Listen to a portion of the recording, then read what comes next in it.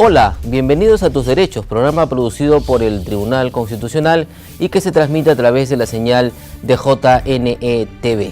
En el programa de hoy tenemos un invitado especial, el presidente de la Corte Interamericana de Derechos Humanos, don Roberto Caldas, quien ha estado en nuestro país o se encuentra en nuestro país para cumplir una serie de actividades, entre ellas suscribir un convenio con el Tribunal Constitucional, además de dictar una importante conferencia. Don Roberto, bienvenido. Muchísimas gracias, muy amable.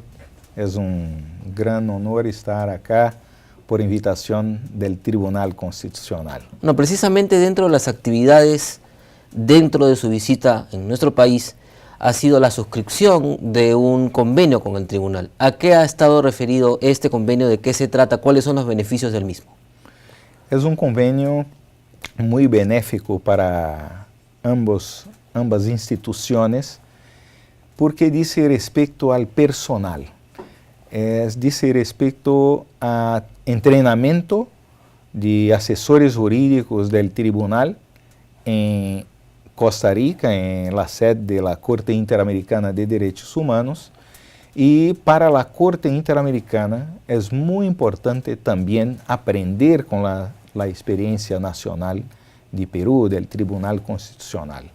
Además, que es una cooperación porque la Corte Interamericana tiene un presupuesto muy bajo y así se puede transferir un poco de por lo menos una persona que sea un asesor jurídico o una asesora que pueda trabajar en los casos de la Corte Interamericana dentro de un equipo de trabajo por un espacio de tiempo. Eso quiere decir que el convenio establece además que, además de los asesores peruanos que irían a San José, ¿podría venir gente de San José para aquí también, para el Perú? Sí, eventualmente sí puede. En ese momento la Corte está con un personal muy reducido. Entonces, esa posibilidad en los próximos momentos, en este año y el próximo, es muy difícil que venga a ocurrir, pero sí es posible haber este intercambio de experiencia. Otra de las actividades cumplidas en Lima fue dictar una conferencia en el auditorio de la Academia de la Magistratura donde se trató el tema del control de la convencionalidad en las jurisdicciones nacionales. ¿De qué se trató esta conferencia? ¿Qué fue lo más resaltante? Bien, es muy importante este tema que siempre estamos siendo invitados a hablar porque es el contacto, el punto de contacto entre la jurisdicción de la Corte Interamericana y las jurisdicciones nacionales. En ese caso, con el Estado del Perú, con la Corte Constitucional y, claro, es aplicable para toda la magistratura. El control de convencionalidad es un similar al control de constitucionalidad que las Cortes Constitucionales nacionales hacen y es mucho más conocido. Es la interpretación de la Constitución. En el caso del control de convencionalidad, es la interpretación de la Convención Americana sobre Derechos Humanos por las autoridades nacionales, por los jueces nacionales, pero también por todas las autoridades estatales. Es decir, están no solamente autorizados, pero requeridos de que este importante tratado internacional, que es la Convención Americana sobre Derechos Humanos, también conocida como Pacto de San José de Costa Rica, pueda ser interpretada por las jurisdicciones nacionales y por las autoridades, no solamente judiciales, pero también legislativas y ejecutivas de todos los grados dentro de una nación, no solamente en la República Federativa, cuanto en los departamentos, los municipios en general. Es decir, es popularizar ese importante instrumento que es la Convención Americana sobre Derechos Humanos. ¿Y qué dice el sistema interamericano? ¿Qué dice la Corte de las visitas que usted realiza y se refiere permanentemente a este tema? ¿Cómo va caminando el asunto? Bien, muy bien. Hay una comprensión general de los estados, de los países de la región, que la Corte Interamericana cumple un papel importante en el sentido de interpretar, por último, este importante tratado internacional que libremente y soberanamente los países de la región decidieron inscribir, aprobar y después ratificar por sus congresos nacionales. Entonces, soberanamente, los países han decidido aplicar este tratado internacional y también crear la Corte Interamericana de Derechos Humanos y submeterse a su jurisdicción. Es decir, la Corte actúa como un tribunal supranacional, que tenemos jueces siempre de nacionalidades diversas. Nunca puede haber un juez o dos jueces de un mismo país. Son 7 jueces, cada uno de una nacionalidad, y es rotante. A cada 6 años, que es el mandato de cada juez, se tiene un reemplazo. Bueno, es importante decir, don Roberto, además que el Tribunal Constitucional peruano es uno de los que quizás más aplica lo que indica la Convención respecto al tema de los derechos humanos. Estamos cumpliendo o estamos entendiendo el tema de los derechos a partir de lo que dicen los tratados internacionales suscritos por el país y que esas sentencias son o deben hacerse cumplir a través de los jueces. Es verdad, el Tribunal Constitucional tiene un diálogo muy fluido con la Corte Interamericana.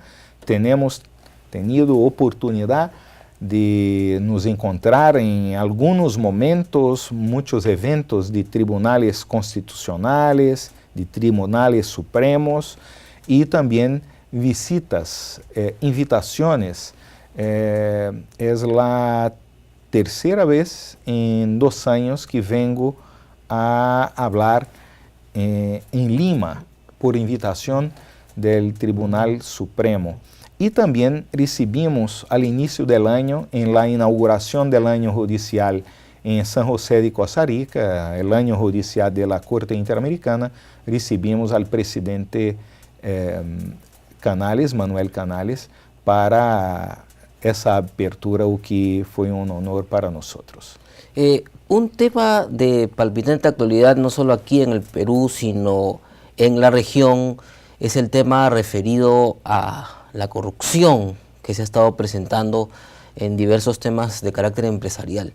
¿Cómo mirar desde un plano general el tema de corrupción y derechos humanos? Bueno, ese es un tema que tiene todo que ver con derechos humanos, porque la corrupción afecta inicialmente la gente menos favorecida en las políticas públicas.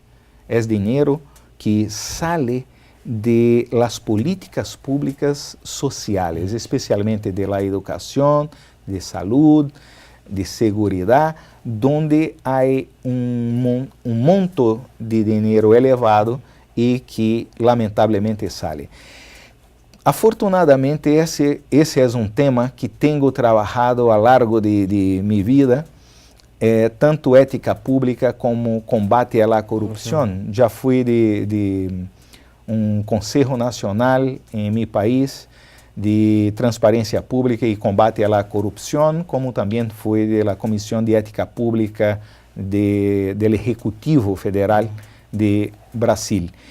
Em maio, vamos realizar em la Corte Interamericana um evento exatamente sobre direitos humanos e corrupção e ética pública. Como a magistratura pode involucrar-se e criar também mecanismos de ética dentro da magistratura. Isso nos parece muito importante. Estamos em um momento fundamental de combate à corrupção. que más que nunca es necesario que la prensa pueda divulgar esos casos. Ahora, tengo una preocupación, que se reserve al Poder Judicial el examen de los casos. Algunas veces creo que está habiendo una condena antes del propio Poder Judicial haber analizado el caso. Los famosos juicios mediáticos que se les conoce. Exactamente, eso nos preocupa porque cuando un inocente es expuesto públicamente, y no son pocas las veces que eso ocurre, es muy grave para la seguridad de todos, la seguridad ciudadana. ¿En cuánto influye, don Roberto, en este tema de la lucha contra la corrupción, la ineficiencia del Estado? Muchísimo. Y a veces es un círculo vicioso, que es ineficiente porque tiene corruptos que no quieren la eficiencia. Esa es la verdad. ¿Por qué no se quiere el cumplimiento de sentencias judiciales? ¿Por qué no se quiere una justicia rápida? Muchas veces para que la justicia no tenga mecanismos y rapidez para punir ejemplificativamente y rápidamente. Por eso es muy importante apostar en que estructurar el Poder Judicial es extremadamente importante para la ciudadanía y para la democracia, porque con ese aparato, una estructura judicial adecuada, se puede enfrentar más rápidamente los casos de corrupción, investigar, procesar debidamente y punir. Y también, claro que hablé de la prensa, es fundamental la participación de la prensa en la divulgación de los casos, pero cada uno con su tarea. Después de descubrir indicios, es dejar que la justicia trabaje en los casos para más rápidamente y sin las, digamos, los apelos populares que a veces no están adecuados con las pruebas que vienen en los expedientes. Bien, hacemos una pausa y luego de la misma continuamos esta interesante conversación con el presidente de la Corte Interamericana de Derechos Humanos, Roberto Caldas. Ya regresamos.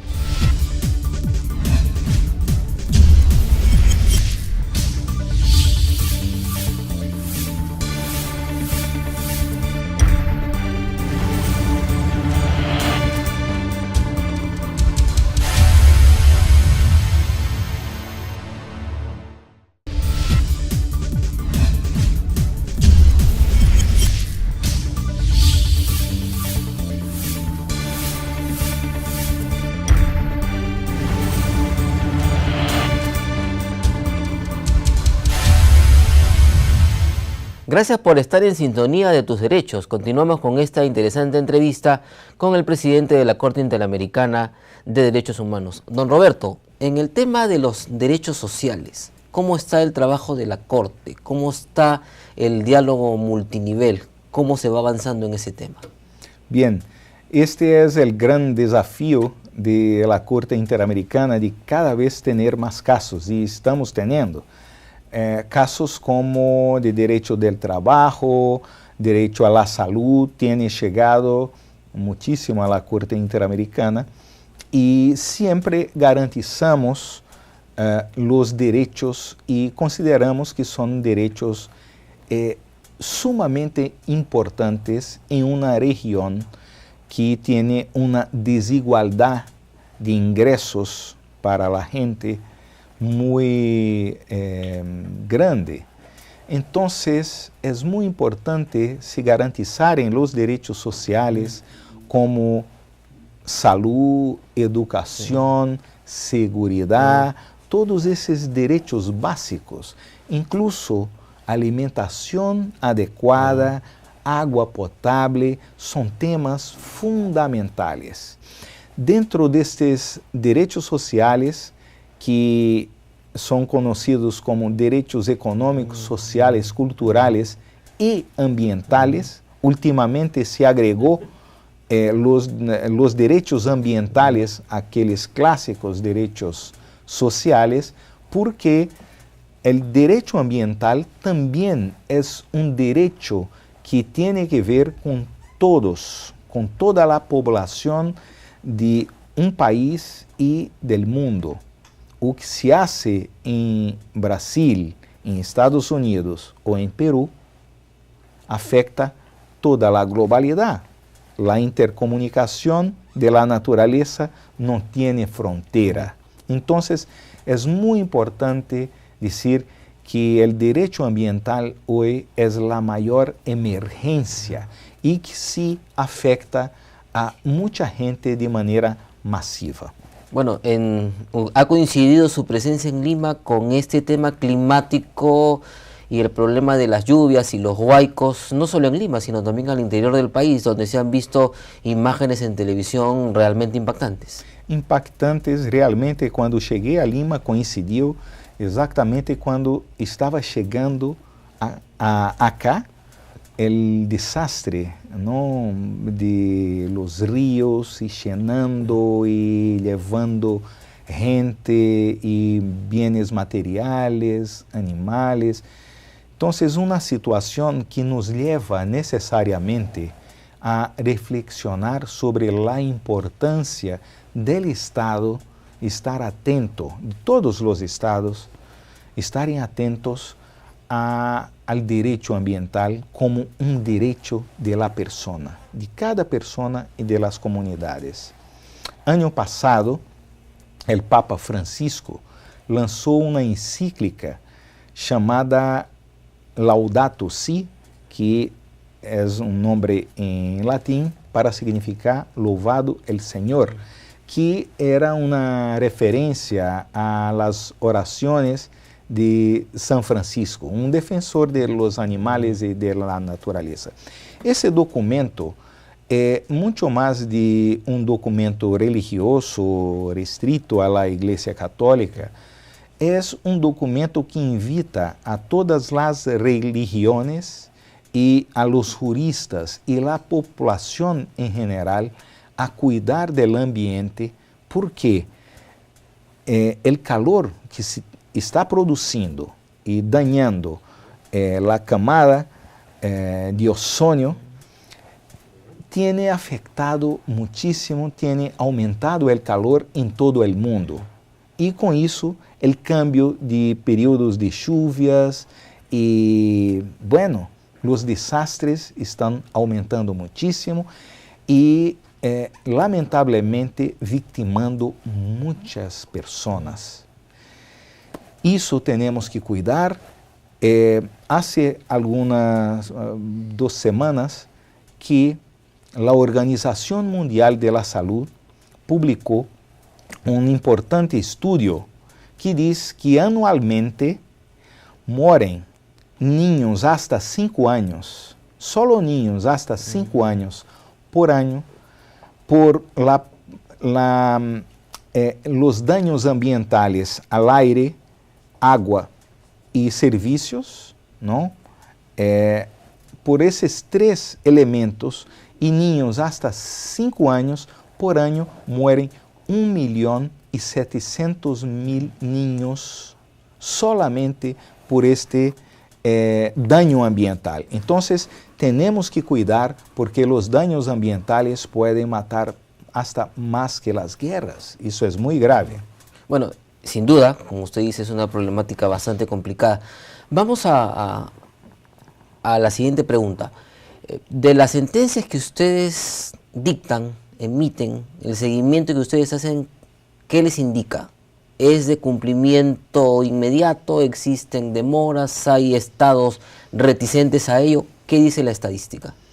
La estadística dice que hay estados que cumplen rápidamente, otros que no cumplen, que às vezes cumplem uma parte e outra se queda por cumprir, e isso é muito importante que se compreenda que o tratado internacional é uma espécie de solidariedade entre os estados para enfrentar los problemas más graves de derechos humanos, no solamente de medio ambiente, como hablaba, de trabajo, salud, pero también la violencia. Tuvimos mucha violencia en los momentos de baja democracia, es decir, en las dictaduras que tuvimos en nuestros países, tuvimos graves problemas. Y los detenidos por mayores crímenes que puedan tener platicado, y claro que la Corte siempre es en favor de la punición de cualquier crimen contra las personas, cualquier uno, y especialmente graves. Pero no se pueden tratar los detenidos con deshumanidad, sin respecto a los derechos mínimos en la cárcel, como la dignidad de la persona humana. La cárcel sirve para aislar a la persona del ambiente social y permitir al Estado educar para que vuelva a la sociedad devidamente restaurado, restablecido, para poder vivir en la sociedad después de la pena. Pero desafortunadamente las cárceles no tienen cumplido muchas veces este papel. Dentro de la cárcel, sobre la custodia del Estado, el individuo es agredido, violentado, es muerto o torturado. Y eso no puede continuar. O sea, cualquier criminal que esté sob la custodia del Estado debe tener el respeto de cumplir la pena, pero no ser dañado más que el aislamiento que se determina en el derecho penal de estar dentro y aislado en restricción de su libertad, que ya es un importantísimo y grave apenamiento. ¿Cómo entender la conclusión que sacan determinadas personas cuando dicen que los derechos humanos aparentemente solo están hechos para los bandidos? Es verdad, hay este dicho popular que no es verdadero. De verdad, más que a los criminales, los derechos humanos protegen los derechos de todos. Por eso hablé tanto de derechos sociales como necesidad del Estado dar educación de buena calidad, garantizar que todos tengan salud de buena calidad, que tengan agua, que tengan alimentación y todo eso, y que se enfrente el grave problema de la gran concentración de renta que cada vez aumenta más. Cada vez ricos más ricos, pobres más pobres, y eso no puede continuar. Isso tem que ver com direitos humanos. Isso tudo é direitos humanos. Os direitos de los trabajadores e trabajadoras, os direitos em todos os sentidos de las poblaciones indígenas, de las personas que vivem em las ciudades, em las periferias de las ciudades, tudo isso é direito humano. E quando hablamos, dizem, os direitos humanos defendem direitos de bandidos. Não, defendem direito de la persona. Se um criminal está em uma situação de violação, também ele tem direitos. E por isso, a Corte e todo o sistema, não somente interamericano, quanto universal, atua em el sentido de que se respeitem os direitos mais básicos por uma questão de dignidade de la persona humana. Bien, muy amable don Roberto por haber asistido a este programa de Tus Derechos. Esperamos tenerlo próximamente otra vez por el Perú y reiterado agradecimiento por estar presente en el programa el día de hoy. Gostaria de agradecer ao Tribunal Constitucional, especialmente a seu presidente, Manuel Miranda Canales, que há pouco tempo esteve em Costa Rica por nossa invitação para a apertura do ano judicial. Muitíssimas graças e sigamos com este bueno diálogo judicial. Gracias. Bien, hasta aquí la presente edición de Tus Derechos. Muchas gracias por su sintonía. Hasta la próxima.